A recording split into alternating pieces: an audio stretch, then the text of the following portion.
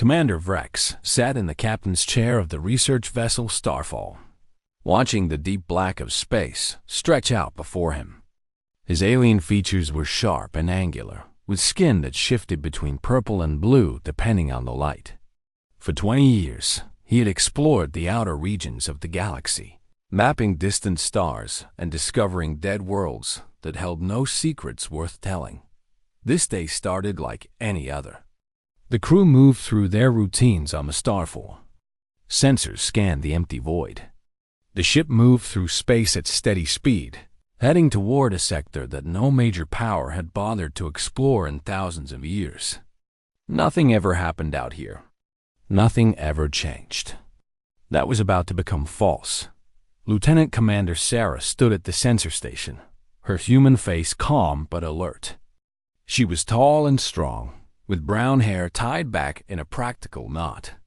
She had joined Vrex's crew 5 years ago, the first human the ship had ever carried. The Kyler invasion of Earth had ended thousands of years back, and humans who had survived became accepted, if not fully respected, across the galaxy. Sarah had earned the crew's respect through hard work and good judgment. Sarah's fingers moved across the glowing control panel in front of her. She checked the same readings she had checked 1,000 times before. Then she paused. Her body went tight. Something was wrong. Or something was right. She was not sure which. "Commander, I am reading an energy signal," she said, her voice steady and clear. "Bearing 347, distance 4 light years." Vrex turned his head. "What kind of signal?" "That is the strange part," Sarah said. "It is organized. It is deliberate. It is being sent outward on multiple frequencies. It is almost like a beacon, sir. And it is coming from a dead world." The bridge fell quiet. Beacons meant intelligent life. Dead worlds meant no intelligent life. These things should not happen together. "Which dead world?" Vrex asked. Sarah checked her readings again. Her fingers shook slightly as they moved. "It is Earth, sir. The world the Kyler invaded 10,000 years ago. The world everyone said was dead." Vrex rose from his chair. Earth. The name meant nothing to him. It was an old story, a dead history. The Kyler, a terrible warrior species, had invaded Earth in the ancient days. The humans who lived there had been primitive and weak. The invasion had been brief and final. Earth had been destroyed. Everyone knew this. The Galactic Council had studied it. The historical records were clear. Earth was gone. Humanity was nearly extinct, scattered across the galaxy in small numbers, accepted as a minor species with no importance. But the signal did not care about these facts. It kept coming, over and over, regular and steady. "How strong is the signal?" Vrex asked. "Very strong, sir," Sarah said. "Whoever is sending it wants to be heard. They want us to know they are there." Vrex looked at the view screen. He could not see Earth from here. It was too far away. But he could feel it somehow. A world that should be dead, speaking to the empty void, calling out after 10,000 years of silence. "Set a course," he said. "Maximum safe speed. Alert the crew." It took 3 days for the Starfall to reach Earth. The signal grew stronger with each hour that passed. Sarah studied the patterns, looking for meaning. The signal was mathematical. It was precise. It was made by intelligent beings who understood communication across space. As the planet came into view on the screen, Vrex saw a world that looked alive. There were clouds. There were oceans of blue and green. The land masses were marked with patterns that could only be cities. The lights of civilizations shone on the night side of the planet. "That is impossible," Vrex said. "Yes, sir," Sarah agreed. "It is impossible." Yet, there it is. The signal changed as they approached. The mathematical patterns gave way to language. First in codes that the Starfall's computer did not recognize. Then the computer found a bridge between old codes and new codes. Then something extraordinary happened. A voice came through the speakers. It was a woman's voice. She spoke Galactic Standard, the common language of the Council worlds. Her accent was clear and pure. Her words were careful and deliberate. Unidentified vessel, this is Earth Central Authority. You are approaching a restricted world. Identify yourself and state your purpose. We have been silent for a long time, but we are awake now. Stand by for communication. Rex was frozen. Sarah's hand covered her mouth. The voice continued, "We mean no harm. We wish to speak with the Galactic Council. We have things to tell you. We have been waiting for this moment for 10,000 years. Rex made his decision. He could not refuse this communication. He could not turn away from a mystery this great. The Galactic Council would want to know about this. Everyone in the galaxy would want to know about this. This is Commander Rex of the research vessel Starfall, exploring under the authority of the Galactic Council. We received your signal. We have come to understand what you are. Identify yourself." There was a pause. Then the woman's voice returned. "I am Lisa Chun. I am the primary administrator of the ARC network. You are speaking to the people of Earth. We are alive. We are awake. And we are ready to join the galaxy once again." Rex felt something shift in the universe that moment. The old stories were wrong. The Council's records were incomplete. And everything the galaxy believed about humanity was about to change. He turned to Sarah. Her eyes held tears. She was looking at the image of Earth on the screen, at the lights of cities that had never died, at a world that had somehow endured the unendurable. "What do you want me to do, sir?" Sarah asked. Rex looked at the view screen. Earth hung in space before him, no longer a dead history, but a living reality. The signal kept coming, steady and strong. A call across 10,000 years.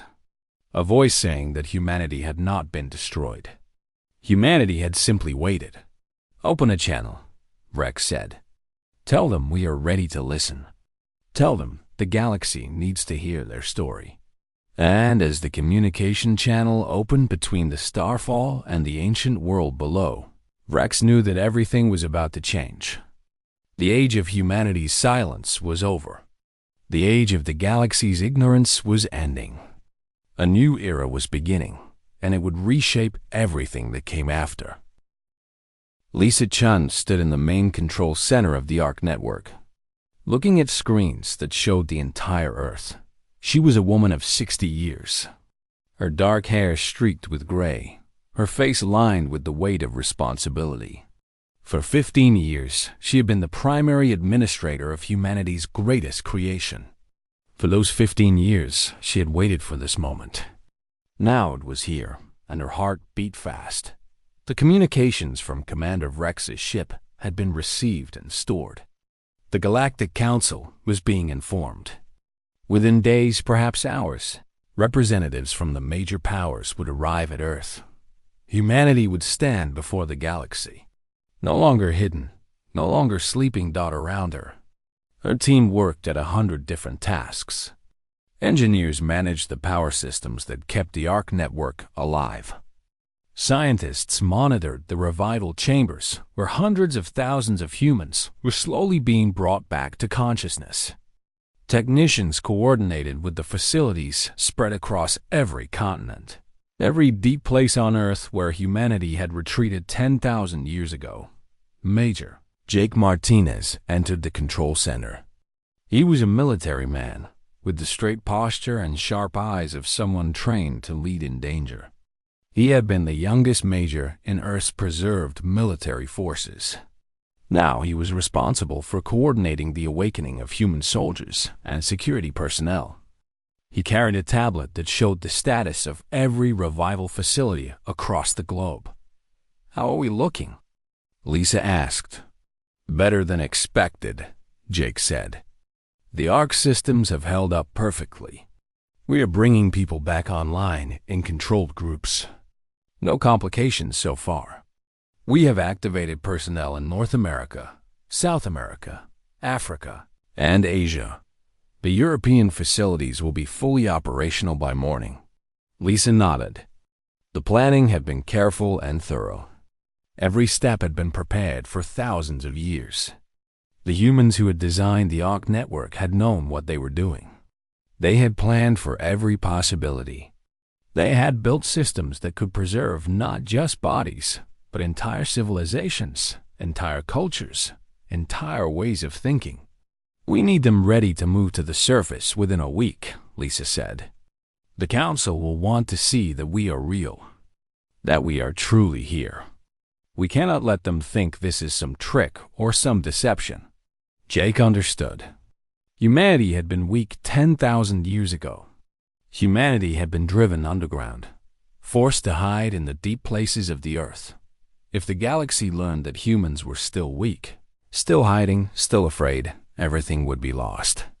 But if the galaxy saw humans living on the surface, building cities, creating in the light of day, then things would be different. We can do it, Jake said. The surface facilities are already being restored. The cities in the deep places are ready. We can move people to the surface and have them establishing life in daylight within 5 days.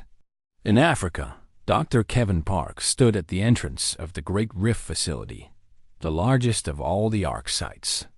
It stretched for 50 kilometers into the rock beneath the African continent. Thousands of revival chambers lay in neat rows, their lights blinking softly. The sound of machines filled the chamber with a steady, constant hum. Dr. Park was old, but his mind was sharp. He had dedicated his entire life to the preservation of human knowledge and science. He had studied the technology of the Kyler invaders, reverse-engineered their weapon systems, improved them, and created something the galaxy had never seen. He had done this work in secret, in the dark, knowing that one day humanity would need these creations. A young woman named Maria approached him. Her eyes were bright with hope and fear mixed together. She was one of the first humans to be revived in this facility. She had spent 10,000 years in suspension. Now she was awake, and the world had changed in ways she could never have imagined. Dr. Park, Maria said, "Is it true? Are we really going to see the sky again? Are we really going to be free?" Kevin Park smiled.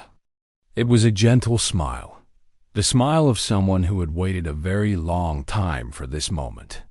"Yes," he said, "we are going to be free. Not just to see the sky, but to take our place in the world. Humanity has endured. We survived. Now we will show the galaxy what that means." In the deep places beneath Asia, another facility hummed with life.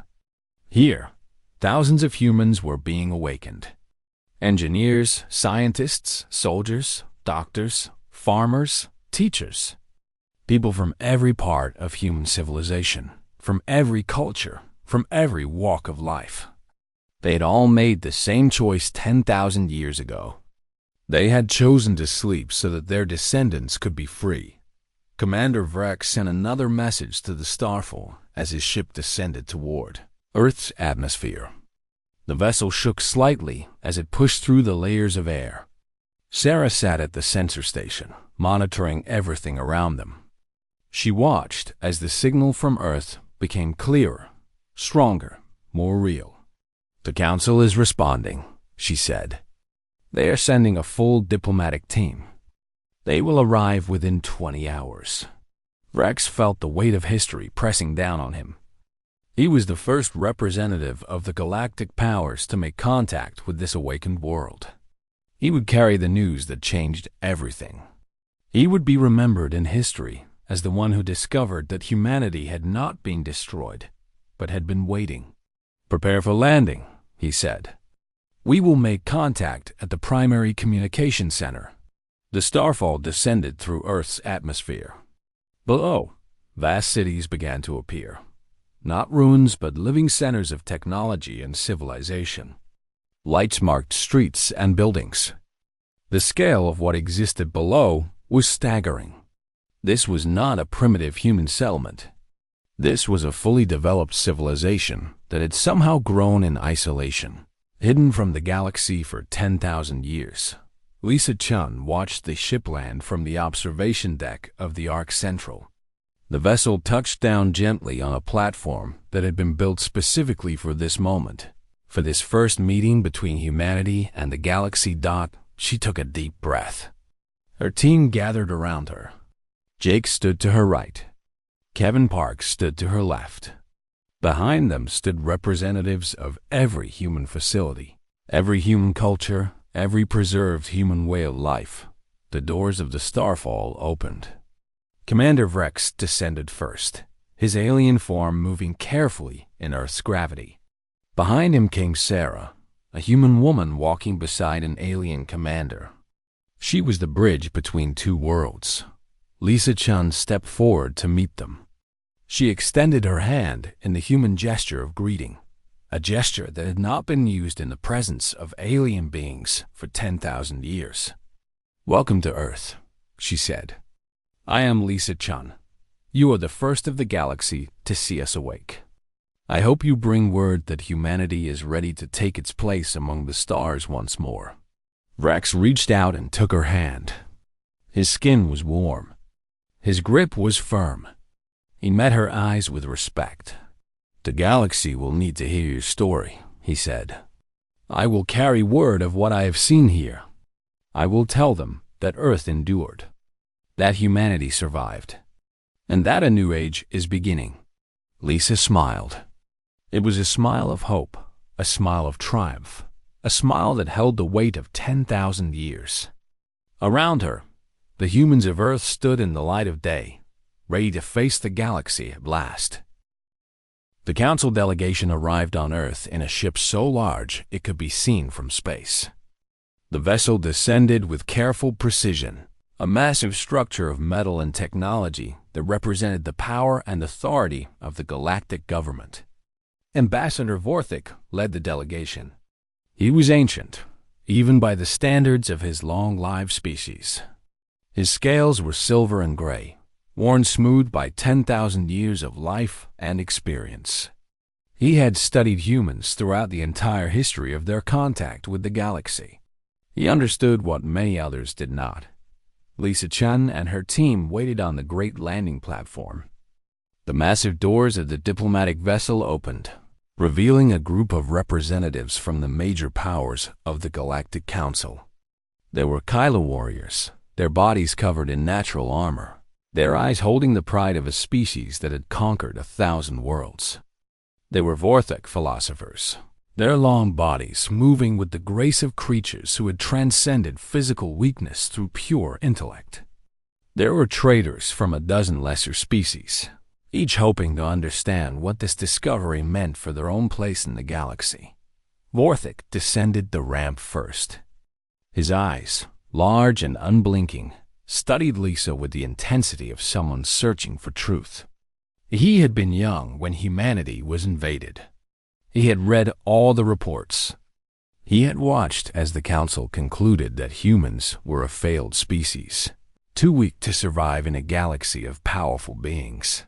Lisa extended her hand in the human gesture of greeting. This time, Vorthik did not take it. Instead, he bowed, a gesture of respect that came from his own ancient culture. The gesture meant that he recognized Lisa as an equal. The other members of the delegation seemed shocked by this action. "I am Lisa Chun," she said. "I welcome you to Earth.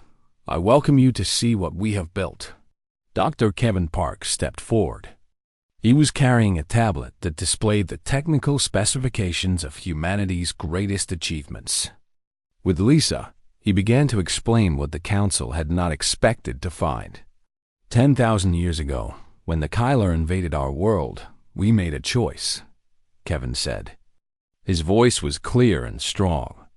"We could fight you above the ground and be destroyed. Or we could retreat to the deep places of Earth and preserve ourselves. We chose preservation." He displayed images on the tablet. The vast network of the arc chambers appeared, showing the scale of what humanity had built. Millions of people, suspended in preservation, their bodies kept alive by systems that had not failed in 10,000 years. But we did not simply sleep, Kevin continued. We studied. We improved ourselves. We took the Kyler technology that we recovered from the invasion, and we learned from it. We built systems that are better than what you have in the outer reaches. We created a civilization that does not require conquest or slavery to function. We built something based on cooperation, not domination. The members of the delegation began to move around the platforms, examining displays of human technology. Engineers from human facilities showed them power systems that ran on clean energy. Scientists presented medical technology that could heal injuries that the galaxy still considered permanent disabilities. Architects displayed plans for cities that would work in harmony with nature, not against it. One Kylo warrior, younger than the others, approached Jake Martinez. His name was Commander Krell. He studied Jake with the interest of one warrior examining another. "You are military," Krell said. "I smell it on you. What is your rank and experience?" Jake did not look away. "Major Jake Martinez. I have coordinated the revival of all human military personnel and led the surface operations. I have studied your tactical systems for the entire period of human dormancy. I understand how you fight. I can tell you that your strategy has not evolved much in the last 10,000 years." Krell made a sound that might have been a laugh. "You suggest you could defeat us?" "I suggest we would not need to," Jake replied. "But if it came to conflict, I would like to think humanity had learned things in 10,000 years of uninterrupted study and development. We may surprise you." Vorthok listened to this exchange. He understood what was happening. Humanity was not presenting itself as weak survivors begging for mercy. Humanity was presenting itself as a species that had evolved. The Kyler were proud and respected strength. A human major speaking to a Kyler commander as an equal, without fear, would matter to them. In the next chamber, Lisa spoke directly with the elder members of the council. She explained the choice that humanity had made. "We were faced with destruction," she said. "We chose to build instead. For 10,000 years, we did not make weapons of war. We made systems of healing. We did not build empires. We built communities. We did not pursue conquest. We pursued knowledge. But why reveal yourself now?" asked the Vorthok elder named Philosopher Cal. "Why not continue to hide?" "Because," Lisa said, "hiding was always temporary. We knew that one day the galaxy would be ready to meet us again. We knew that if we emerged with strength and wisdom, we could offer something the galaxy desperately needs. We could show that another way is possible. We could prove that a species does not need to conquer to survive. We can thrive through cooperation. That is idealism," said one of the Kyler generals. "The galaxy works through strength and power. Your idealism will not protect you." Lisa looked at him directly. "Perhaps not. But 10,000 years of strength and power have not brought peace to this galaxy.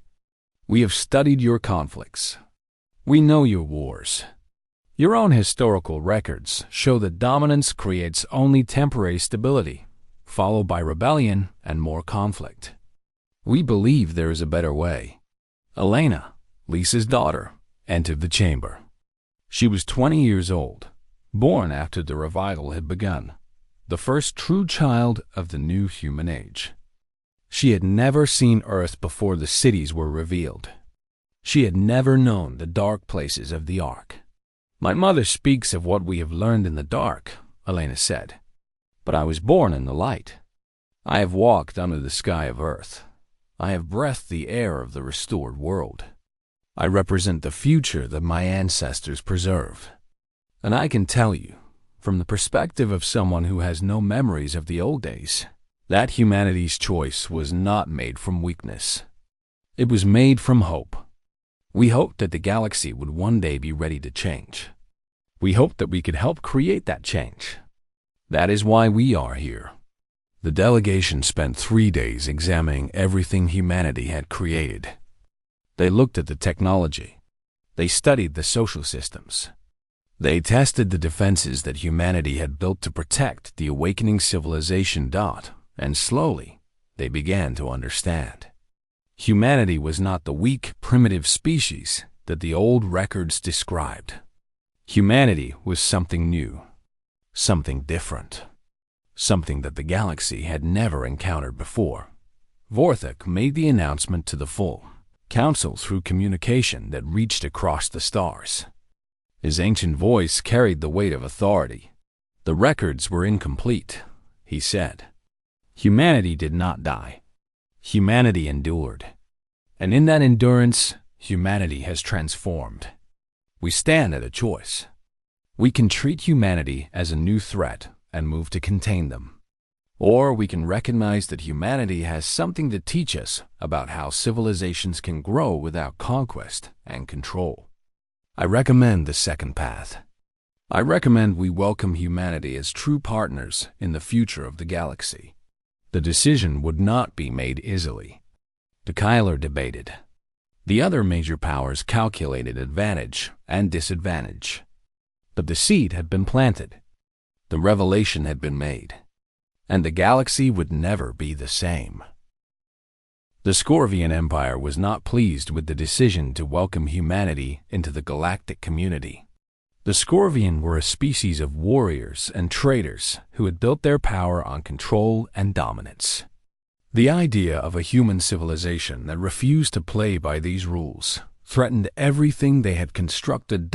In the chambers of the Scorvian Council, the High Commander called for a response. His voice boomed through the hall like thunder. Humanity must be stopped before it spreads, he declared. They are not strong enough to be dangerous through military might. But they are dangerous because of their ideas. They preach cooperation instead of competition. They practice mercy instead of domination. If the galaxy accepts these ideas, the old order will collapse. We cannot allow this. The Scorvian put forth a motion to restrict human expansion. No human colony could be established beyond Earth without Scorvian approval. No human technology could be traded freely. No human representative could speak in the council without Scorvian permission. It was a form of economic and political slavery, wrapped in bureaucratic language. When Lisa Chun heard of the restrictions, she did not respond with anger or defiance. Instead, she called a meeting of all human leaders and announced her decision. "We will comply with the Scorvian restrictions," she said. Jake Martinez stood up immediately. "That is surrender. That is accepting their terms when we could fight." Lisa looked at her military commander with calm eyes. "We could fight, yes. We could use the weapons we have developed. We could probably defend ourselves. But we came to this galaxy to show that there is another way. If we respond to their violence with our own violence, we prove them right. We become what they expect us to be. Instead, we will respond in the way that truly frightens them. We will respond with patience and compassion." Sarah, who had been appointed as humanity's ambassador to the Galactic Council, was given a difficult task. She had to represent humanity in a system designed to silence her voice. She had to navigate politics and prejudice. She had to find allies among the other species and build bridges where others wanted to build walls. On the colony world of Kepler 442b, a small group of human settlers was establishing the first human outpost beyond Earth. They had built irrigation systems and farming facilities. They had created a working community in just 2 years. The settlement was peaceful, prosperous, and growing. Then the Scorvian arrived. They destroyed the irrigation systems. They burned the crops. They drove the humans from their homes and claimed the world for Scorvian interests. The humans could have fought back. They had weapons and military training, but they chose not to use them. Instead, the human settlers retreated to a defensive position and refused to fight. They sang songs. They prayed. They waited for the Scorvians to leave. The images spread across the galactic networks. A group of humans, powerful enough to fight, choosing instead to endure suffering without striking back. The other species of the galaxy watched this happening. They saw humans respond to brutality with patience. They saw humans refuse to become what the Scorvian wanted them to become. And something shifted in the hearts of many observers. Among the younger Kylo warriors, a new respect began to form. Warriors understood courage. What they saw in the humans was not the courage of combat, but something more difficult. The courage to absorb pain without returning it. The courage to choose mercy when they had the power to choose vengeance. Jake Martinez was interviewed by reporters from a dozen galactic news networks. The question was always the same. Why did humanity not fight back? Fighting back would be easy, Jake said. Our weapons are good. Our soldiers are trained. We could have defeated the Scorvian forces that attacked Kepler 442b. But what would we prove?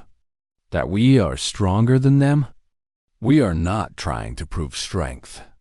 We are trying to prove that strength is not everything. We are trying to show that there is value in choosing a different path. Sarah continued her work in the council chambers.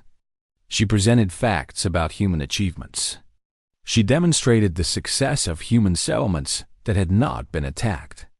She built relationships with Vorthic philosophers who understood the power of ideas. She earned the respect of traders from lesser species who recognized that humans treated them with genuine equality, not as inferior beings to be used. The Scorvian increased their restrictions. They seized more human assets. They blockaded trade routes that led to human worlds.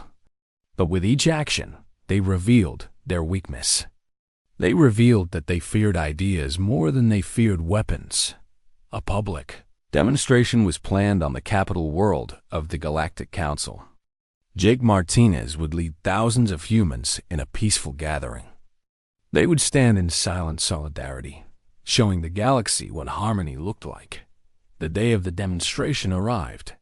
Humans from every settlement, every facility, every corner of human space came to the capital world. They numbered in the thousands. They wore simple clothes. They carried no weapons. They stood together in a great plaza that could be seen by cameras transmitting across the entire galaxy. For 8 hours, they stood in complete silence. They did not speak. They did not move. They simply stood together, unafraid, facing the cameras of the galaxy with dignity and peace.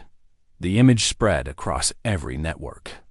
A species powerful enough to destroy their enemies, choosing instead to stand in silence. The message was clear. We are not a threat. We are a hope. In the chambers of the Kylo leadership, the younger commanders discussed what they had seen. Commander Krall stood before the Kylo Council. I have studied humans, he said. I was prepared to see them as a new enemy. Instead, I see them as a new kind of strength. The strength to resist domination without becoming dominated by that resistance. The strength to absorb violence without becoming violent. This is something our people have forgotten how to do. Perhaps we can learn from them. The Kylo voted to withdraw their support from the Scorvian blockade. One by one, other species followed. The Vorthic withdrew. The Traders' Alliance withdrew. The smaller species, who had always lived under the thumb of greater powers, saw in humanity a different possibility. They saw that it was possible to be small and still maintain dignity. The Scorvian found themselves isolated. They could not maintain the blockade alone. They could not enforce the restrictions without support. Their power, which had always been based on making others afraid, began to crumble in the face of a species that refused to be afraid. Finally, the High Commander of the Scorvian made an announcement. The restrictions on humanity were lifted. The blockade was ended. The Scorvian would recognize human, independence, and accept humanity as an equal member of the galactic community. It was not a victory won through violence. It was a victory won through the simple, difficult choice to be better than those who opposed you. Lisa Chun received the news in her office on Earth. She looked at the message and allowed herself to smile. The testing was over. Humanity had proven that another way was possible. The galaxy had learned that a species did not need to conquer to survive. A species could thrive through cooperation and compassion. The hardest lesson was learned. Sometimes the greatest strength is the strength to be gentle. The vote in the Galactic Council was nearly unanimous. The motion to grant humanity full membership status, with no restrictions and no conditions, passed with overwhelming support. Only the Scorvian abstained, a silent acknowledgement that they had lost their battle against human inclusion in the galactic community. Lisa Chun stood before the assembled council members, both those present in the Great Chamber and those joining through communication networks that spanned light years. She held a tablet that would transmit her words across the entire galaxy. 10,000 years ago, my ancestors made a choice, she said. They chose to hide rather than fight. They chose to preserve rather than destroy. They chose to wait for a time when the galaxy would be ready to accept them. That time has come. We are honored to stand before you today as equals. We are grateful for the opportunity to join this great community of species. Ambassador Vorthik placed his hand on her shoulder. The gesture was captured by every camera. An ancient alien, representative of one of the galaxy's most respected species, offering his acceptance and respect to a human. The image would become iconic, a symbol of the new age. The ceremony lasted for hours. Representatives from hundreds of species came forward to greet Lisa and her team. Commander Krell of the Kyler shook hands with Jake Martinez, the two warriors regarding each other with new understanding. Traders from a dozen lesser species offered their friendship and their desire to establish commerce with human worlds. Young people from alien species approached Elena with curiosity and wonder, asking her questions about her world and her people. Sarah, who had served as humanity's ambassador throughout the long negotiation, received a special recognition. The Vorthik philosophers offered her the title of Ambassador Eternal, a position of honor that came with influence in the highest councils. She accepted with humility, knowing that her work had only begun. When the formal ceremonies concluded, Lisa made her request to the council. She asked for permission to descend to Earth and stand on her world's surface in the light of day. The council agreed. A ceremony would take place on Earth itself, a gathering of leaders from across the galaxy to celebrate the new age of cooperation and respect. The diplomatic vessel descended toward Earth's atmosphere. Lisa stood at the observation window, looking down at the world she had never truly seen in anything but projections and memories. The blue of the oceans was more beautiful than any image could capture. The brown and green of the continents held the weight of human history. The white of the clouds moved with the rhythm of winds that had blown for 10,000 years. As the vessel touched down, she felt her heart beat faster. The doors opened. The light of Earth's sun streamed in. Lisa took a deep breath of unfiltered air. She stepped out onto the landing platform and felt the ground beneath her feet. She was no longer in the darkness of the Ark. She was no longer underground. She was standing in the light, and the light was real. Thousands of humans gathered on the great plain near the landing site. They had come from every continent, from every settlement, from every facility. They had come to witness their world's return to the light. There were young people who had never known the underground places. There were old people who remembered the darkness and had lived to see this day. Lisa walked forward slowly, tears flowing down her face. She reached down and touched the soil of Earth with her hand. It was warm from the sun. It was alive. Around her, people began to speak. Not in organized ceremony, but in quiet voices. They spoke of their ancestors who had made the sacrifice. They spoke of the generations who had lived and died in the darkness, waiting for this moment. They spoke of hope and endurance. They spoke of the choice their people had made to be something different. That night, as the sun set on Earth, something extraordinary happened. Every city, every settlement, every place where humans lived turned on their lights. Not for celebration or signal, but simply to shine in the darkness as humans had done for thousands of years. The lights rose up from Earth like a constellation of new stars. From orbit, the lights of human civilization could be seen spreading across the night side of the planet. From the galactic vessels still in Earth space, observers watched in silence. They saw the lights of a people who had endured. They saw the proof of human survival. They saw the beginning of a new age. Elena stood at the highest point in the restored city of New Seoul, looking out at the lights spreading across the land. Her mother stood beside her. Together, they watched as their world revealed itself to the galaxy. What was it like? Elena asked. Living in the darkness? Lisa smiled. It was a time of waiting, but also a time of growth. We could not grow through conquest, so we grew through understanding. We could not expand through force, so we expanded through knowledge. The darkness taught us what the light could mean. In the great hall where the gathering was taking place, speeches continued throughout the night. Representatives from every major power stood before the assembled humans and spoke of respect, cooperation, and the possibility of a new future. The Kyler spoke of the honor of human courage. The Vorthok spoke of the wisdom of human patience.